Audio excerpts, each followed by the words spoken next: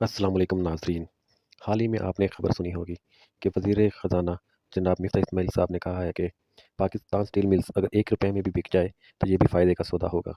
تو ناظرین، ہم آپ کو شروع سے لے کر اب تک پاکستان سٹیل ملز کی داستان سناتے ہیں اور آپ کو بتاتے ہیں کہ کیسے پاکستان سٹیل مل اس حالت پر پہنچی کہ 1 روپے میں بھی بک جائے تو یہ ایک بہترین سودا ہوگا۔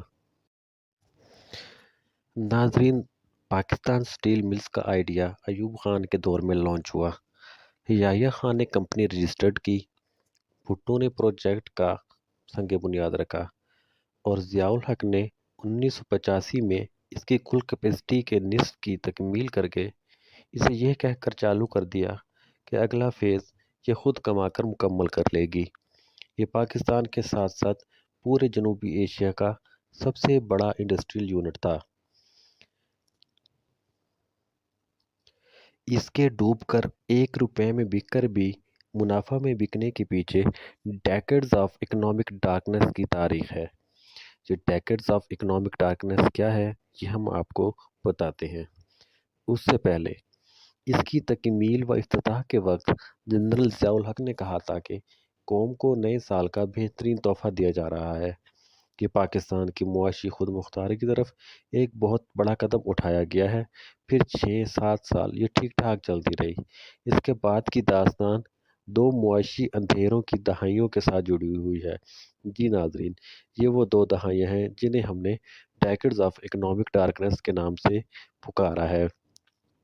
پہلا ڈیکیڈ آف اکنامک ڈارکنیس 1988 سے 1999 پہلا ڈیکیڈ آف اکنامک ڈارکنیس 1988 سے 1998 تک کا ہے۔ ناظرین، سال 1990 تک سٹیل ملز کی پرفارمنس بگڑتی محسوس ہونے لگی تھی۔ 1992 تک جب حالات مزید دگرگوں ہوئے تو حاضر servers lieutenant general Sabih Qamaruzzaman نے بطور چیئرمین اس کا چارج سنبھال لیا۔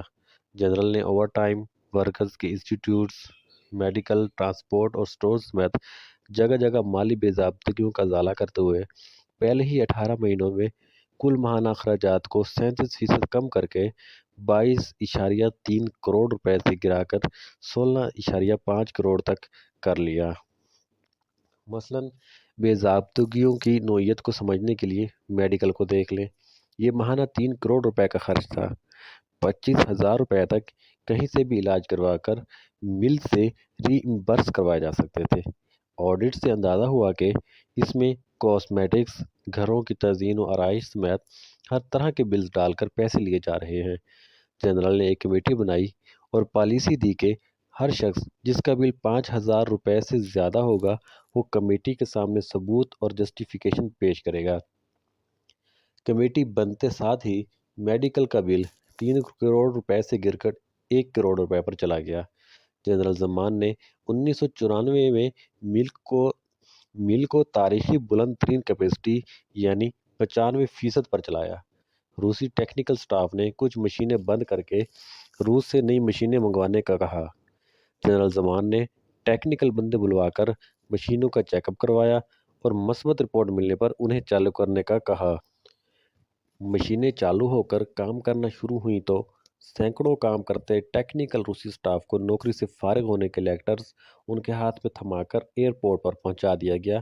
اس طرح سیاسی پارٹیوں کے ورکرز اور یونینز نے سٹیل مل کو تباہ کر رکھا تھا۔ مثلاً صرف ایم کیو ایم نے اس ایک مل میں 15 مختلف یونین پارٹیاں رجسٹرڈ کروا رکھی تھیں جس میں 600 یونین ممبرز تھے۔ جی ناظرین، یہ سٹیل مل کے ملازمین تھے جو کام کرنے سے مستثنیٰ تھے۔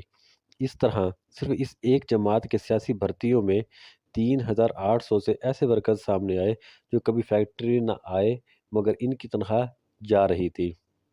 انہیں فارغ کرنے پر یونین نے، مل اور سیاسی جماعت نے پورا کراچی بند کرنے کی دھمکیاں بھی دیں۔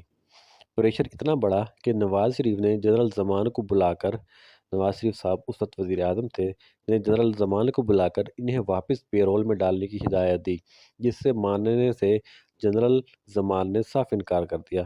بالآخر متحدہ قومی موومنٹ کے خلاف آپریشن ہوا تو ان کا یونین سے زور توڑ لیا گیا، مگر پھر جنرل زمان بھی ریٹائر ہو گئے۔ اور یہ قلعہ بھی دوسری سیاسی جماعتوں نے فتح کر لیا، اور اس طرح 1999 تک یہ ملز 9.326 ارب روپے کا نقصان کر چکی تھی۔ ناظرین، اس کے بعد دور آتا ہے جنرل پرویز مشرف کے مارشل لاء کا۔ جنرل پرویز مشرف کا ٹیک اوور۔ اس مل کو سال 2002 تک پھر سے منافع میں بدلا گیا۔ سال 2005 تک نہ صرف 9.326 ارب کا نقصان ہوا بلکہ 4.86 ارب روپے کا اکومولیٹڈ پروفٹ بھی کمایا جا چکا تھا، یعنی کل 14.19 ارب کا منافع۔ سال 1999 میں سٹیل مل 76% کیپیسٹی پر چل رہی تھی، جسے اگلے سال 86% اور پھر 92% پر لایا گیا، اور اس کے بعد اس کو 94% تک کی کیپیسٹی پر چلایا گیا۔ سال 2005 میں منافع کی صورتحال دیکھ کر اور آئندہ پھر سے سیاسی لوگوں کی وجہ سے نقصان میں جانے کے خوف سے بچنے کے لیے منافع کی موجودہ صورتحال دکھا کر 75% شیئرز کو پرائیویٹائز کرنے کا فیصلہ کر لیا گیا۔ جی ناظرین، ہماری سیاسی پارٹیوں سے سٹیل مل کو بچانے کے لیے اس کا 75% حصہ پرائیویٹائز کر دیا گیا۔ کنسلٹنٹس نے اس کی قیمت 0.5 ارب ڈالر، جو آج کے لحاظ سے 2 ارب ڈالر بنتی ہے، نکالی۔ مطلوبہ قیمت ایک کنسورشیم نے دینے کی حامی بھر لی، اور ان سے حکومت نے 24 اپریل 2006 میں سب سے زیادہ قیمت کی بڈ کرنے والے سے 75% حصص بیچنے کا معاہدہ بھی سائن کر لیا، اور وہ پارٹی سٹیل ملز کو سنبھالنے کی تیاری ہی کر رہی تھی کہ وطن پارٹی اور ملز کی یونین اس کے خلاف سندھ ہائی کورٹ میں چلی گئی، اور ہائی کورٹ نے معاملہ سپریم کورٹ بھیج دیا، اور سپریم کورٹ نے 23 جون 2006 کو یہ ڈیل کینسل کر دی۔ بعد کے حالات نے ثابت کیا کہ وہ ڈیل بہت ہی اچھی تھی، لیکن سپریم کورٹ نے اس فیلڈ کے متعلق فیصلہ سنا کر پاکستان کو نقصان کیا، جس فیلڈ سے متعلق ان کی ایکسپرٹیز زیرو ہے۔ ناظرین، اب بات کرتے ہیں سیکنڈ ڈیکیڈ آف ڈارکنیس کی، یعنی سن 2008 سے لے کر 2018 تک۔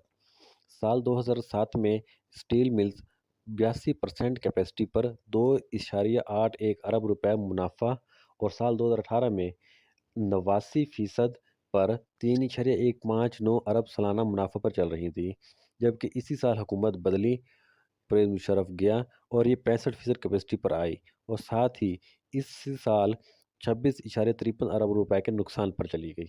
اس سے اگلے سال یہ 40% کیپیسٹی پر آئی، اس سے اگلے سال 36% پر، اور اس سے اگلے سال صرف اور صرف 14% کیپیسٹی پر کام کرنے لگی، حتیٰ کہ 2013-2014 تک یہ ملز 6% کیپیسٹی پر پہنچ گئی، اور اس کا اکومولیٹڈ خسارہ 118.53 ارب روپے ہو چکا تھا۔ صرف اس ایک سال 2013-14 میں ملز کا سالانہ خسارہ 23.53 ارب روپے تھا۔ یہ گیس کے بل اور ورکرز کی تنخواہیں دینے کے قابل بھی نہ رہی، تو اس کی گیس کے کنیکشنز کاٹ دیے گئے۔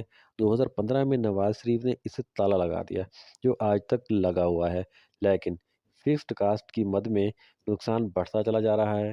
2008 کے وسط میں زرداری نے آ کر معین آفتاب شیخ نامی بندے کو سٹیل ملز کا چیئرمین لگایا، اور پیپلز پارٹی کی ورکرز یونین نے اسی سال یونین کا الیکشن جیت لیا، یعنی یونین اور چیئرمین دونوں ایک ہی پارٹی کے ہو گئے، اور دونوں کی ساز باز سے کرپشن کا پہلا ہی مقدمہ 2009 میں 49 ملین روپے کا قائم ہو گیا۔